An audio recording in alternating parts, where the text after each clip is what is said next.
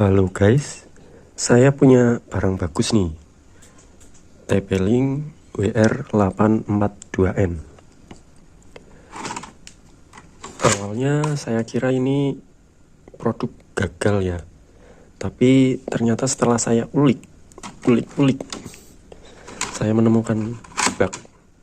Dan ternyata setelah bisa nyetingnya, ini router ternyata bagus, fast respon, tangguh.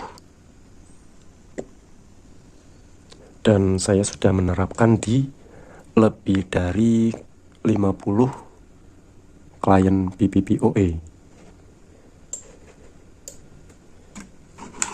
Ini bisa bekerja di 9 sampai 12 volt.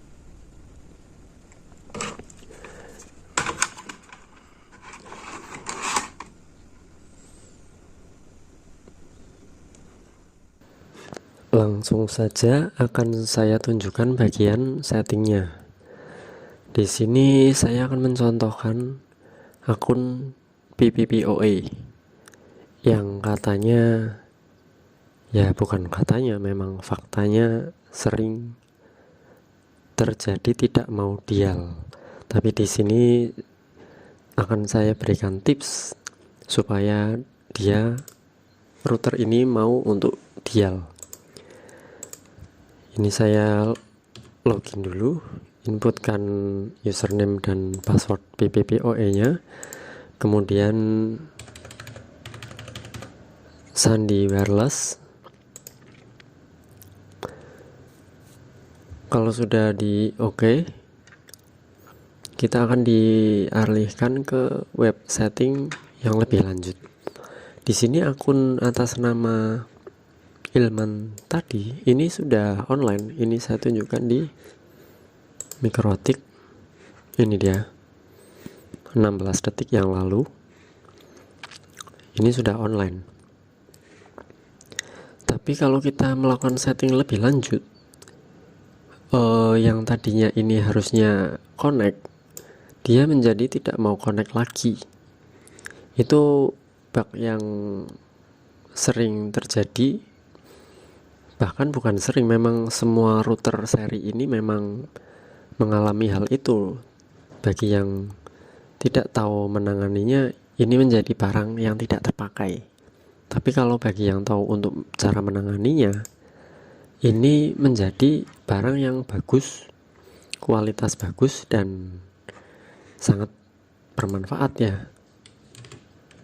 Karena ini seri prosesornya pun di atas TP-Link sejuta umat, yaitu TP-Link WR840N.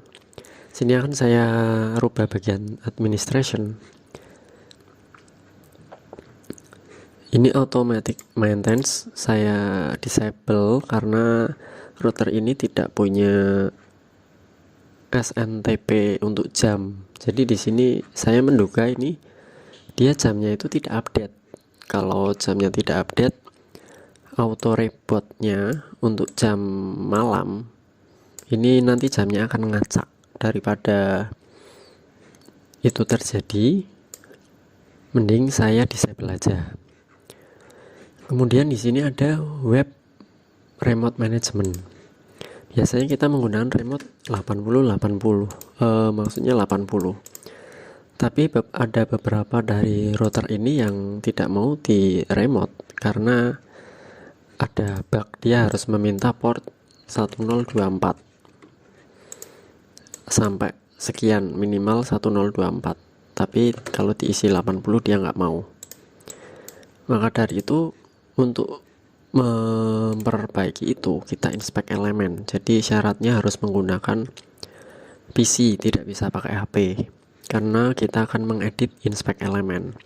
Setelah di inspect elemen di sini akan muncul ini. Di sini kalau memang itu terkendala ya, khusus untuk yang terkendala, itu posisinya itu seperti ini. Port paling kecil itu 1024 1000. Jadi kalau diisi port 80 dia akan merah. Tidak bisa di OK dia.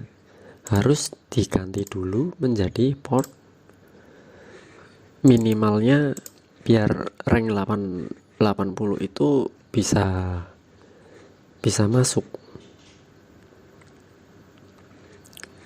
Mana ini yang tadi menunjukkan 1024, ini di close saja. Mana ini close nya?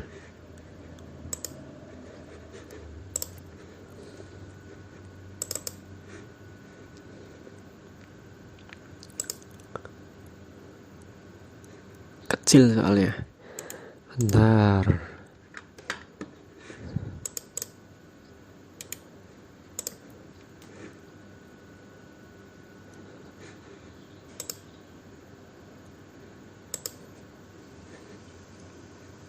Ini dia. Saya rubah saja di bawah 80, misal 10.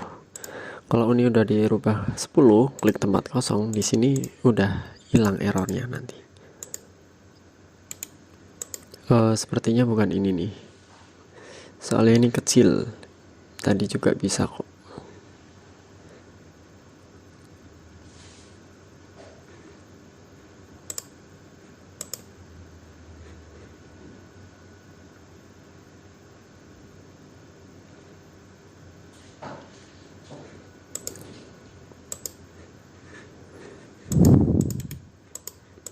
Oh ya, ini udah bisa. Tadi cuman belum refresh kayaknya. Ini udah saya rubah 10. Jadi di sini dia 10 sampai 60.000 itu 80 itu masuk rank dari itu. Jadi bisa. Ini di beberapa seri ini, router seri ini memang mengalami kejadian seperti itu dan penanganannya pakai inspect elemen. Ini saya oke aja. Nah, ini permasalahannya ada di sini. Kalau kita sudah melakukan setting di bagian administration, kemudian kita klik OK, maka dia akan disconnect. Checking username password, please wait. Ini disinilah letak pengongnya. Dia tidak mau dial ini hilang. Last logoutnya 12.54 12.55, tepat setelah saya ngeklik save di administration, dan hasilnya no response from remote server, please contact ISP. Ini sebenarnya bukan masalah dari ISP nya atau servernya, tapi ini masalahnya pada router. Lalu penanganannya gimana? Penanganannya rubah saja username-nya, lalu kembalikan ke semula. Misal ini Ilman, saya kasih tanda angka 7 jadi Ilman 7. Kita klik OK. Setelah klik OK, di sini ada tulisan violate, please confirm username and password. Berarti kan passwordnya salah, dia otomatis sudah mau dial. Kita lihat di log. Nah, ini langsung di log kelihatan dia mau dial, tapi sebelumnya nggak mau. Kita lihat ini jedanya berapa, 7, 8, 10, 9, 10, 25, 26, 27, 28. Jadi dia itu setiap detik melakukan dial. Bagusnya router ini, dia setiap detik mau melakukan dial tanpa henti. Jadi kita nggak perlu khawatir kalau listrik mati atau kita lagi maintenance terus, yang kadang mengharuskan router harus di restart, dan ini router ini nggak perlu di restart. Kalau sudah tadi dirubah namanya, ini tadi siapa, Ilman 7, ini kan dia salah, ini kembalikan lagi ke Ilman lalu OK. Dan ini auto connect sudah bisa dipakai. Ini mau di restart, mau di apakan, setiap hari itu tidak akan kumat lagi. Dan itu akan kumat lagi kalau kita merubah bagian administration lagi, itu baru akan kumat. Cuman kan bagian administration itu tidak pernah kita otak-atik, hanya sekali aja nyetingnya ini. Jadi aman, ini tidak akan masalah lagi. Orang kalau mau ganti username, password ini itu tidak perlu ngeklik administration. Ini saya ganti channel with 20 karena biar penghematan frekuensi, barangkali di sekitar padat dan itu terjadi interference, maka akan saya ambil bandwidth yang channelnya 20 MHz aja.